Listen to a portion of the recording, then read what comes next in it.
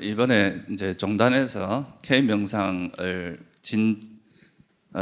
추구하는 방향에서 여러 가지 명상법에 대해서 소개를 하는 과정에 저는 이제 전통적으로 이제 옛날부터 내려오던 그 불교 수행법 중에 가장 이제 오래된 방법 중에 하나 이제 호흡 수행에 대해서 이제 간단히 좀 소개를 드리려고 합니다. 아무래도 이제 초기 그 불교의 가르침을 보면은 이제 여러 가지 가르침이 있지만 그 중에서 가장 이제 부처님께서 이제 출가 동기도 그렇고 무엇을 위해서 출가했는가 또 이제 어떤 수행을 했는가 이거를 이제 살펴보기 위해서는 먼저 이 불교의 목적이 뭔가를 간단히 이제 알아봐야 되는데 부처님께서 말씀하신 거는 항상 이제 당신의 가르침은 한마디로 뭐라고 했냐면 이제 괴로움과 괴로움의 소멸에 대한 가르침이다. 우리가 삶을 살아가면서 경험하는 수많은 괴로움들이 있잖아요. 그죠?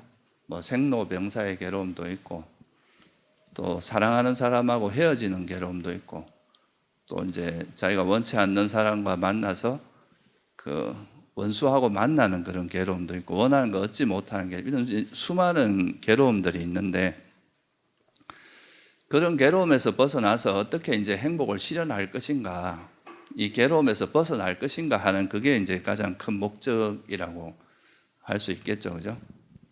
이 괴로움을 이제 경험하는 그 핵심적인 것을 돌아보니까 사실 이 괴로움을 경험하는 것은 다른 게 아니라 이 대상의 문제라기보다는 그 대상을 우리가 살아가는 이 세상을 경험하는 마음의 문제더라 하는 것을 이제 첫째는 이제 아시게 된 겁니다. 이 대상을 분별하고 아는 그 마음이라고 그 작용에 의해서 이제 괴로움과 행복을 경험한다고 보신 거죠. 그래서 우리가 세상을 경험하는 그 어떤 작용을 하는 그거를 한마디로 부처님께서 뭐라고 말씀하셨냐 하면 이제 마음이다 또는 이제 의식이다 이렇게 이제 설명을 하신 겁니다. 그래서 마음을 빨리어는 찢다라고 하는데요. 이게 원래 뜻은 심장이라는 뜻입니다. 근데 우리가 이제 뭔가 대상을 분별하는데 그 중심이 되는 무엇이라고 생각을 해서 그거를 마음이라고 표현하기도 하고 이제 의식이라고 표현을 하고 또 이 세상을 아는 마음이 있으면 이 마음에서 알아지는 게 있을 거 아니에요. 그죠? 제가 이 컵이라고 하면 이 컵이라는 거는 컵이라는 게 있고 그 컵을 이제 우리가 마음이 이거를 보면서 이건 컵이구나라고 아는 건 마음이라고 하면 그 마음에서 알아지는 대상, 알아지는 것들을 또 한마디로 뭐라고 하냐면 대상이라고 표현을 했습니다. 그래서 우리가 세상을 살아가면서 경험하는 이런 것들을 조금 본질적인 면에서 좀 나누어서 본질적인 면에서 이걸 좀 분석해 보자면 이 세상에 있는 모든 현상들이 있고 그것을 아는 것을 마음이라고 하고 마음에서 알아지는 것은 대상이라고 표현을 한 겁니다. 이 대상을 이제 빨리어는 아람마나라고 표현하는데 이 뜻이 뭐냐 하면 마음이 즐기는 곳이라는 뜻이 있습니다. 그래서 이 두 가지를 좀 마음이라는 측면하고 그 마음에서 알아지는 것 이거를 이제 대상이라는 측면을 좀 따로 분리해서 이해하는 것이 이제 처음에 부처님께서 하신 또 중요한 전환점 중에 하나라고 할 수 있습니다. 그래서 우리 인간의 삶이라고 하는 건 결국 이 마음이 대상을 분별하고 아는 이것이 계속 이어지고 있는 것 이게 이제 우리의 삶이라고 일단 이제 1차적으로 파악을 하신 겁니다. 근데 이걸 왜 이렇게 파악을 했느냐 하면 우리가 이제 괴로움이라는 것을 이해할 때 이게 정말 대상 때문에 괴로운 건지 이 대상을 통해서 분별해서 그 대상을 분별하는 이 내 마음 때문에 괴로운 건지 이 두 가지를 이제 구분하는 것이 상당히 의미가 있거든요. 만약에 이제 대상이 우리에게 괴로움과 행복을 결정한다 그러면 사람들이 원하는 대상은 되게 제한되어 있는데 그 대상을 얻은 사람은 행복하고 얻지 못한 사람은 괴로움이 일어날 수밖에 없는 거잖아요. 그죠? 그래 되면 사실 대상 자체에 괴로움과 행복의 속성이 있다면 우리가 사실 완전히 괴로움에서 벗어나는 게 불가능할 수도 있습니다. 그렇죠, 그죠? 여러분이 원하는 것은 제한되어 있고 그거를 누군가 가지면 내가 그걸 못 가지게 되고 또 대상을 여러분들이 원하는 대로 이 세상을 내가 원하는 대로 다 만들 수가 없잖아요, 그죠? 내가 저 사람 보기 싫다고 해서 그 사람을 이렇게 없어지게 할 수도 없고 그러니까 이 대상 자체를 내 마음대로 통제하는 것은 현실적으로 불가능하다는 거니까 내가 원하는 대상만 경험함으로써 행복을 추구한다. 이렇게 하면 그거는 애초에 이제 우리가 괴로움에서 벗어나는 게 불가능한데 부처님께서 보시기에는 똑같은 대상을 경험해도 어떤 사람은 행복할 수 있고 어떤 사람은 괴로울 수 있잖아요. 그죠? 그러니까 그 대상을 아는 우리 마음의 상태가 이제 이 괴로움을 만들기도 하고 괴로움에서 이제 오히려 행복해지기도 하고 그죠? 똑같은 대상을 만나더라도 그때 우리 마음 상태가 대상을 어떻게 보냐에 따라서 이제 괴로움과 행복이 달라진다. 이 부분이 이제 되게 어떻게 보면 중요한 전환점이 됩니다. 우리가 어떤 괴로움과 행복이 대상에 있는 것이 아니라 세상에 있는 것이 아니라 뭐에 있다고 본 겁니까? 우리 마음에 그 대상을 분별하고 그걸 알고 이제 계속 이렇게 살아가는 우리 마음 상태에 의해서 괴로움과 행복이 바뀐다. 이게 이제 어떻게 보면 우리가 부처님께서 말씀하신 그런 사성제의 진리를 이해하는 데 있어서 굉장히 중요한 전환점이 됩니다. 그래서 대상의 문제보다는 마음이 훨씬 더 1차적이고 원초적인 문제다. 그래서 대상을 바꾸는 게 아니라 마음을 바꾸는 게 중요하다. 대상보다는 마음이다. 이거를 첫째 좀 이해하시는 게 중요하고 이 부분이 이제 부처님께서 어떤 진리를 설하는데 되게 중요한 전환점이다. 첫 번째는 그거를 이해할 수 있고요. 만약에 그렇다면은 우리가 대상보다는 마음이 중요하다. 그죠? 마음이 어떻게 대상을 어떻게 이제 이해하고 분별하고 하느냐에 따라서 행불행이 정해진다면 우리가 또 이런 의문을 한번 가질 수 있잖아요. 그죠? 어떤 마음이 괴로움을 불러일으키고 어떤 마음이 괴로움에서 벗어나게 하는가. 이걸 두 가지를 또 한번 우리가 생각해 볼 수 있겠죠. 그죠? 그래서 이것도 이제 부처님께서 이제 깨달음을 얻고 나셨을 때 이제 그때 인도 당시에 바라문들이 찾아와서 부처님한테 묻습니다. 어떻게 하면 괴로움이 왜 일어나느냐? 우리가 이렇게 살아가면서 수많은 괴로움을 겪고 있는데 괴로움이 왜 일어나느냐? 이거를 이제 질문했었는데 그게 결국 이제 마음 때문이라면 마음의 어떤 작용 때문에 괴로움이 일어나냐? 이게 이제 중요한 포인트가 되겠죠. 그죠? 그래서 그걸 한마디로 뭐라고 표현하셨냐면 가래를 조건으로 괴로움이 일어난다. 이게 뭐예요? 그러니까 집착, 그죠? 집착 때문에 괴로움이 일어난다. 이게 이제 집성제의 내용입니다. 사성제 중에서. 내가 원하는 상황도 있고 원치 않는 상황도 있잖아요. 그죠? 여러분이 원하는 상황을 보면 만족스럽고 행복감이 느껴지고 그러죠. 그죠? 그러면서 그걸로 끝나는 게 아니라 그 원하는 상황 그리고 그게 이제 그런 행복감을 느끼는 대상에 대해서는 뭐가 일어나요? 검어집니다. 집착이 일어나죠. 그죠? 뭐라고 하면 이게 영원하기를 바라고 이 자식이 건강한 게 영원하길 바라고 또 이것이 사라지지 않길 바라고 항상 행복하길 바라고 또 내가 원하는 이것이 내 것이라고 또 검어지고 이런 이제 어떻게든 간에 그 내가 원하는 대상을 검어지려고 하게 그 이제 행복함을 주는 만족감을 주는 그런 대상에 대해서는 검어지고 놓지 않고 포기하려고 하는 그런 이제 마음이란데 이거를 불교에서는 한마디로 뭐라고 하냐면 탐욕이라고 하는 거죠. 이 탐욕은 빨리어로 로바라고 하는데 로바의 뜻이 뭔가 이렇게 집착하다 이런 뜻입니다. 탐욕은 그 자체로 이제 내가 원하는 대상을 이렇게 얻으면 행복감이 일어나잖아요. 그죠? 근데 이까지는 좋아요. 그러니까 이게 달콤한 거예요. 이제 탐욕의 달콤함이라고 이야기를 하는데 근데 문제는 이게 이제 그걸로 끝나면 정말 너무나 좋은데 여러분이 집착하고 있는 대상이 만약에 사라지면 어떻게 돼요? 여러분이 영원히 건강하고 싶은데 건강이 무너져서 병에 걸리면 고통이 따르죠. 그죠? 내가 사랑하는 사람이 있는데 그 사람이 뭐 불의의 사고로 내 곁을 떠나요. 그러면 어떻게 됩니까? 큰 고통을 겪죠. 그죠? 그래서 이 집착은 그냥 단순히 행복감만 주는 게 아니라 이 집착을 통해서 반드시 뭐가 일어나게 됩니까? 괴로움이 일어나게 됩니다. 집착하는 그 대상이 사라졌을 때 오는 그 괴로움이 있어요. 그거를 이제 탐욕의 반작용이라고 이야기하고, 그 탐욕이 집착하고 있는 그 대상은, 우리가 이 세상에 있는 모든 대상은요, 부처님께서 보시기에는 우리가 경험하는 이 세상에 있는 모든 것들은 다 뭐에 의해서 생겼다고 이야기합니까? 하나님이 만들었다고 보셨어요? 그럼 또 우연히 생겼다고 보셨습니까? 그게 아니죠. 뭐에 의해서 생겼다고 봤어요? 정확히 이제 이 부분을 정확히 이해해야 되는데, 그러니까 부처님께서 발견하신 가장 핵심적인 지혜 중에 하나가 연기입니다. 연기라고 들어보셨죠? 그죠? 연기는 뭐에 번역한가 하면 빠띠자 사무빠다라고 하는 그 이제 빨리의 번역인데, 빠띠자라는 말은 무슨 말이냐? 뭐뭐에 의지하다 이런 말입니다. 그리고 사무빠다라는 말은 일어나다 이런 뜻이에요. 그러니까 뭔가 의지해서 일어난다 이런 말이죠.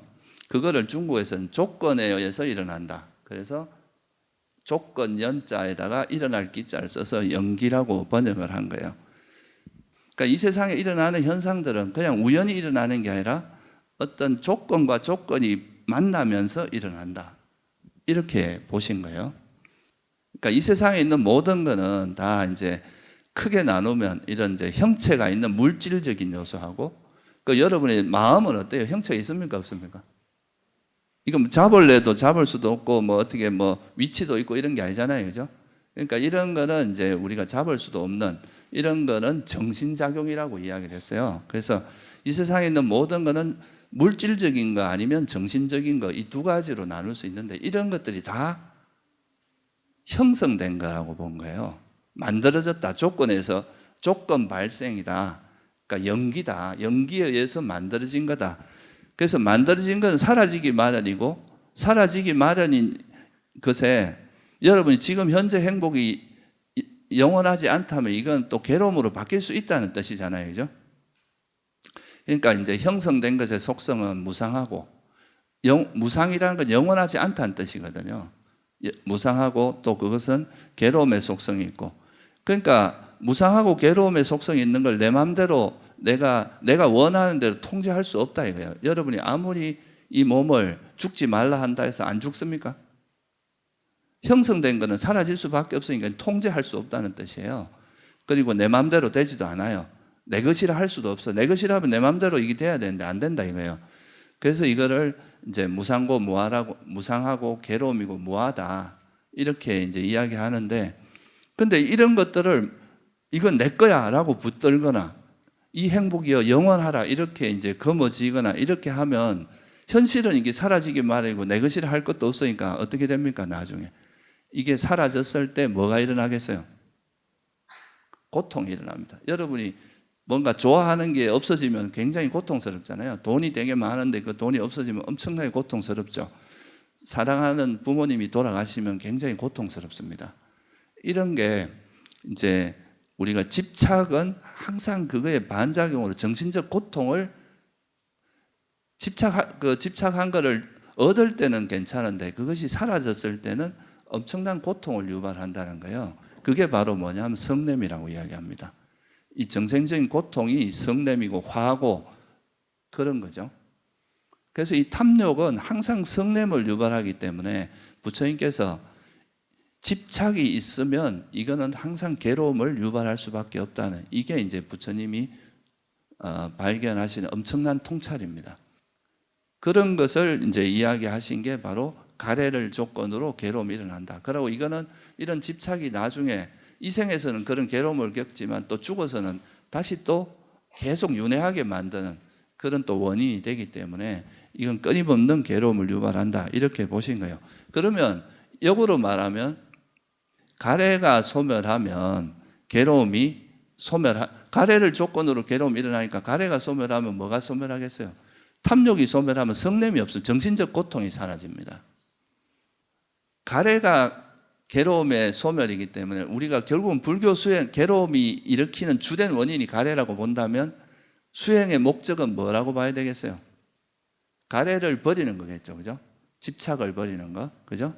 집착을 버리는 게 불교의 수행이다. 그래서 이거를 옛날에 선사분들이 보면 뭐라고 표현합니까? 방하착해라. 뭐 이런 말 들어보셨죠. 그죠? 놓아버리라 이 말입니다. 그 방하착이라는 게. 우리가 이게 지고 있는 거를 놓아버리고 나면 여기에 더 이상 영향을 안 받고 되기 때문에 그래서 불교 수행은 한마디로 이제 놓아버리는 수행이고 내려놓는 수행이고 이제 집착을 버리는 방하착하는 수행이다 이렇게 볼 수 있는데 근데 뭘 놓아버리라는 거예요? 여러분들이 뭐 수행하고자 하는 의지도 놓아버리고 열의도 놓아버리고 아무것도 안 하고 이런 걸 의미하는 뭘 놓는 거라 그랬습니까?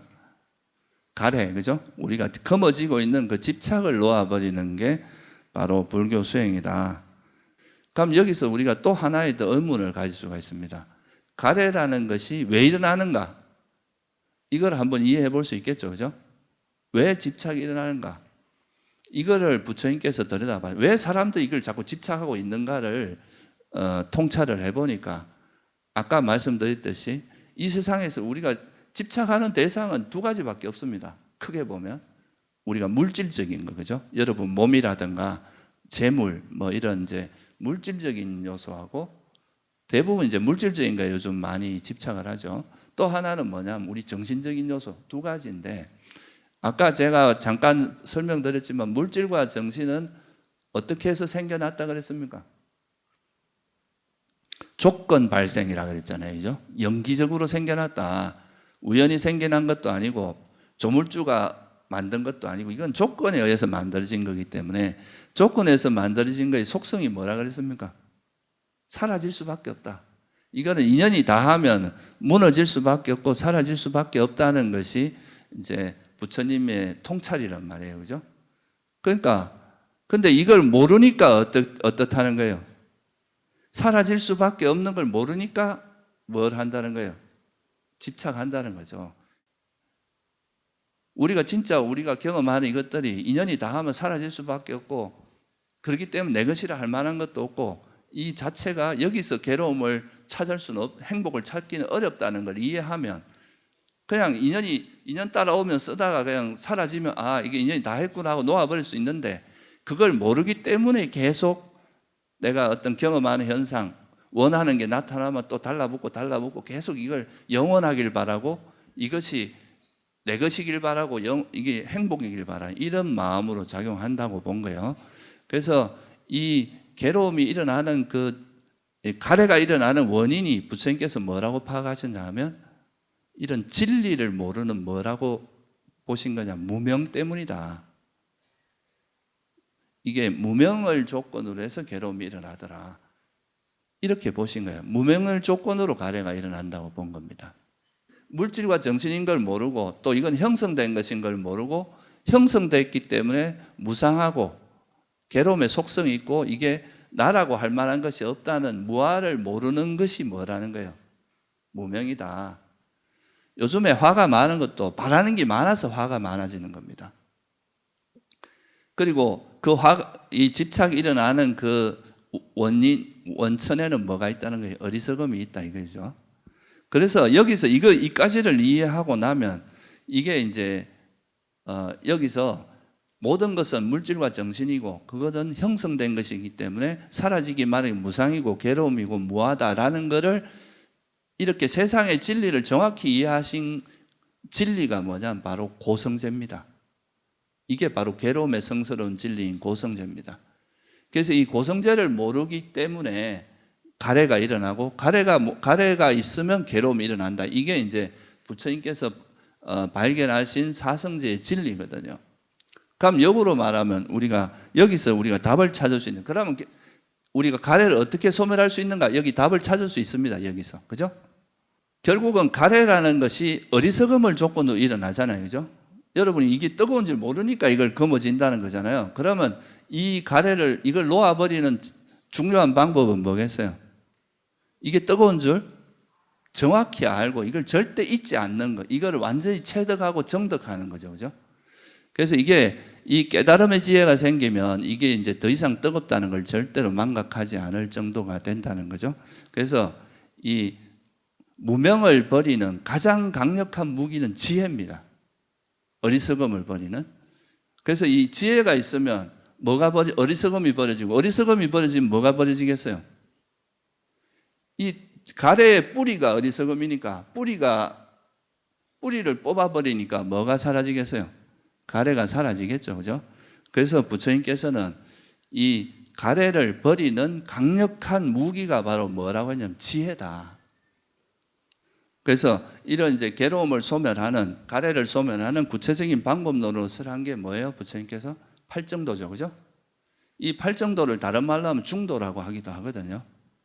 그래서 이제 이 중도의 특징은 바른 견해와 바른 사유를 통해서 지혜를 개발하는 게 이제 핵심입니다. 근데 이거를 개발하기 위해서는 또 이런 지혜를 개발하는 수행을 이제 저 남방에서 윗바사나 수행이라고 이야기를 합니다. 이제 지혜를 개발하는 수행을. 그러니까 이제 지혜를 통해서 우리가 무명을 버리고 가래를 버릴 수 있는 건데, 그러면 이제 지혜를 개발하는 게 불교 수행에서 제일 핵심적인 요소겠죠. 그죠?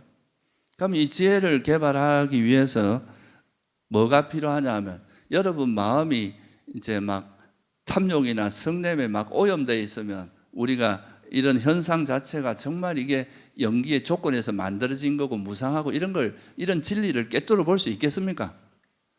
그래서 이 지혜를 개발하기 위해서는 또 반드시 뭐가 필요하다는 거예요? 삼매라는 게 필요합니다. 그래서 이게 이제 삼매라는 것이 있어야 되고, 이 삼매가 개발되기 위해서는 또 여러분이 막 살생도 하고 도둑질도 하고 거짓말도 하고 나쁜 짓을 많이 하면 마음이 항상 어지럽고 산란하고 이럴 텐데 삼매에 들 수가 없겠죠. 그래서 이제 이런 우리 마음을 어느 정도 보호해 주는 역할을 하는 게 계에 해당합니다. 그래서 이 팔정도의 내용을 보면 바른 견해와 바른 사유는 지혜를 닦으라는 의미가 있고요. 바른 말, 바른 행위, 바른 생계, 이거는 계에 해당합니다. 그리고 이제 바른 정진, 바른 기억, 바른 삼매라고 하니 이거는 이제 삼매에 해당하는데, 그래서 우리가 지혜를 통해서 우리 마음을 어지럽게 하고 괴롭게 하는 게 이제 대표적인 게 탐욕이고, 탐욕의 반작용이 성냄이기 때문에 탐욕과 성냄은 사실 동전의 양면과 같다고 생각하시면 돼요. 그래서 이게 탐욕과 성냄을 일단 가라앉으면 마음이 고요해지고 차분해지는데 이게 삼매란 말이죠. 그래서 이거를 탐욕과 성냄을 일시적으로라도 놓아버리기 위해서는 뭐가 필요하다 그랬습니까? 지혜가 필요하다 그랬죠. 그죠? 그래서 이 지혜를 통해서 탐욕과 성냄을 일시적으로라도 놓아버리고 나면 우리 마음이 되게 고요하고 이렇게 차분한, 그리고 아주 집중된 마음 상태인 삼매를 얻게 되고, 이 삼매가 생기고 나면 이 삼매를 기반으로 해서 이제 우리가 경험하는 현상 자체가 정말 이게 물질 정신밖에 없구나, 이게 형성된 거구나, 정말 이게 무상하고 여긴 나라고 할 만한 게 없구나 하는 지혜를 꿰뚫어 볼 수 있는데, 이 삼매를 기반으로 해서 또 아주 강력한 지혜가 생기게 됩니다. 그래서 이게 이제 어떻게 보면 우리가 팔정도를 다르게 말하면 개정해를 닦는 수행이라고 이야기를 하고요. 그 개정해의 중심은 지혜고, 이 지혜를 통해서 삼매를 닦고 삼매를 통해서 지혜를 완성해가는 이런 구조로 되어 있습니다. 그래서 이거를 팔정도의 입장에서 사성제 입장에서 이야기를 해보면 고성제를 뭐라고 이야기하느냐 하면 철저히 알아야 될 진리라고 이야기합니다. 우리가 이 세상의 진리에 해당되는 거기 때문에 이거는 우리가 수행을 통해서 소위 말해서 이 고성제를 철저히 통찰해가는 그 과정이 굳이 이야기하자면 윗바사나 수행이고, 우리가 지혜를 닦는 수행이고 반야를 닦는 수행이고 그렇습니다. 그래서 이걸 철저히 알아야 될 진리고, 이걸 철저히 알면 뭐가 버려지는 겁니까? 집성제가 버려지겠죠. 집성제는 가래니까. 그죠? 가래를 조건, 이 집성제가 버려진, 그래서 집성제는 버려야 될 진리라고 이야기를 합니다. 놓아버려야 될 진리다. 그리고 집성제가 버려지면 뭐가 실현되겠습니까? 열반이 실현되겠죠. 괴로움이 소멸되겠죠. 그래서 멸성제는 실현해야 될 진리다, 이렇게 이야기를 합니다. 그럼 이거를 실현하기 위해서 뭐를 우리가 닦고 노력을 해야 돼요? 팔정도, 중도를 닦아야 됩니다. 그래서 중도는 닦아야 될 진리, 이렇게 설명을 하고 있습니다. 지혜를 통해서 어떻게 삼매를 개발하는지 그 간단한 방법만 좀 설명을 드리려고 합니다. 그래서 제가 오늘 법회 제목을 마음을 길들여 삼매에 든다 이렇게 말씀을 드렸는데, 그게 이제 그런 의미를 담고 있는 거다, 이렇게 이해하시면 좋을 것 같아요. 그래서 이 탐욕과 성냄이 이제 가장 표면적으로 드러나는 괴로움인데, 그럼 이 탐욕과 성냄을 일시적으로 놓아버리게 되면 우리 마음이 좀 고요하고, 그죠? 좀 균형 잡히고 어느 한쪽으로 치우치지 않고 평온한 마음 상태가 되겠죠, 그죠? 그렇게 이제 된 상태가 삼매라고 하는데, 이 삼매를 닦을 때 이제 가장 기본적인 게 알아차림이라고 하는 건데요. 특히 이제 알아차림을 닦는 수행에는 호흡 수행이 있고, 또 여러분이 이제 걸어 다니는 걷기 수행이 있고, 또 일상 속에서 이제 일상에서 일도 하고 밥도 먹고 하면서 하는 일상 수행이 있는데, 먼저 이제 이 호흡 수행은 이런 겁니다. 여러분이 우리가 이제 일단은 마음을 차분히 해서 마음을 가라앉히고 집중된 상태, 그리고 번뇌가 없는 상태를 만드는 게 핵심이잖아요, 그죠? 그런데 여러분이 앉아 있는데 삼매에 들지 못하게 하는 가장 대표적인 게 뭐겠어요? 예? 잡다한 생각이겠죠, 그죠?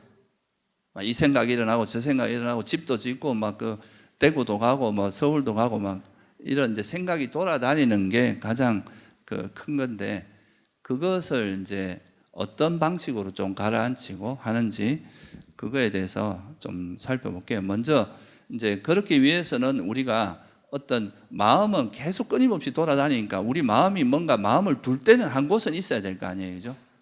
그런데 이제 호흡 수행은 말 그대로 이제 이게 들숨 날숨을 알아차린 수행이거든요.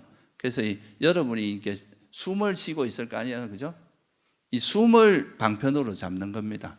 그래서 숨이 들어가고 나가는 여기에다가 내 마음을 기울이고, 딴 생각, 숨이라는 여기에만 마음을 기울이려고 노력하는 거죠.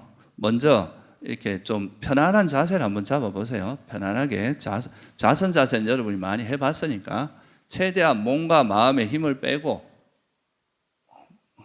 몸과 마음이 긴장을 하면 호흡이 잘 안 됩니다. 그래서 몸이나 마음의 힘을 충분히 빼고, 또 우리나라에서 이제 화두 들 때는 보통 반개하라 그러잖아요, 그죠? 눈을 반쯤 뜨고 이렇게 앞을 보라고 하는데, 그렇게 하셔도 되고요. 또 이거는 이제 눈을 뜨고 있으면 이제 바깥에 대상들이 많이 들어올 수 있으니까 눈을 감아도 됩니다. 보통 잠이 오거나 이러면 다시 눈을 잠깐 떠서 잠을 깨고 하면 되고, 수행이 잘 되면 사실 눈을 감아도 잠이 오지 않거든요.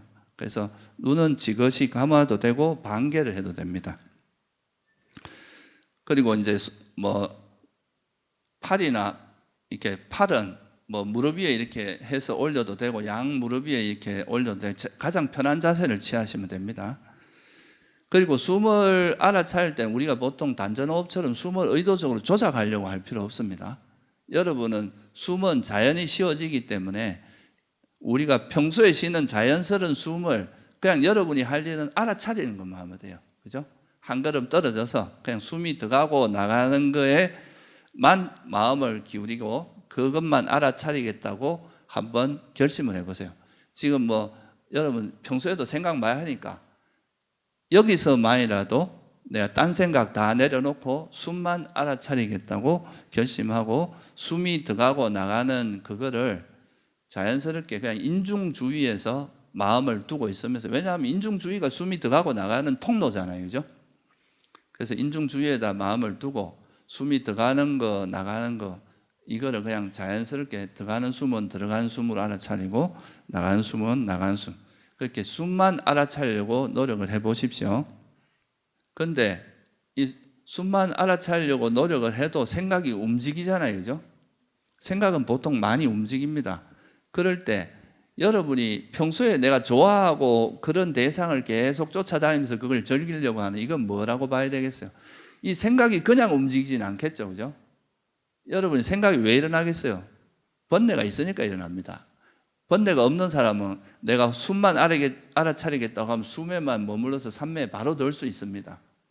근데 그게 안 되는 이유는 내가 기존에 즐기던 걸 계속 즐기려고 하는 욕망이나 또 내가 원치 않는 대상을 싫어하는 이런 마음이 계속 일어나니까 이렇게 숨을 알아차야 생각이 움직이면 아 내가 또 뭔가 이거 수행을 잘하고 싶다거나 뭔가 내가 오기 전에 했던 걸 뭐 즐기려고 하는 이게 좋아하는 걸 쫓아가는 이건 뭐라고 보면 되겠어요? 한마디로 아 탐욕이 있는 생각이구나 하고 호흡으로 다시 돌아옵니다.